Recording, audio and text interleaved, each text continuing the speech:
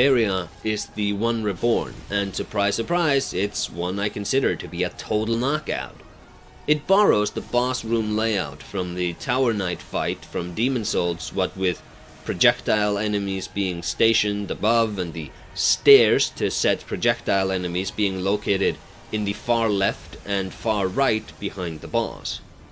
Seeing the Bell Maidens in the cutscene prior to the boss also pays off the preceding areas, since we know these gals like to add an additional challenge to the enemies we're fighting.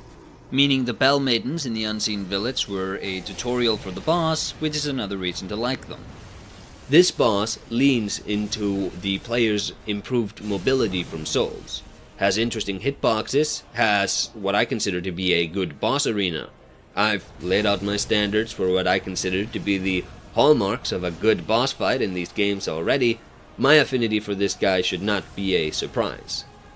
The internal ID name for the One Reborn is Half-Baked Devil, which might give some indication to this thing's function.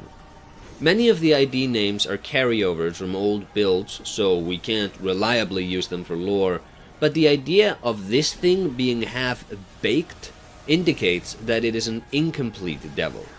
Whether that means the Menses ritual was trying to construct an artificial Great One by maybe using the craft they honed making cramped caskets, or their knowledge of the Bell Maiden's summons is unclear, as is much of this boss.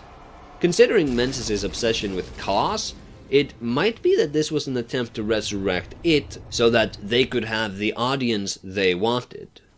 But that's purely speculation. In the end,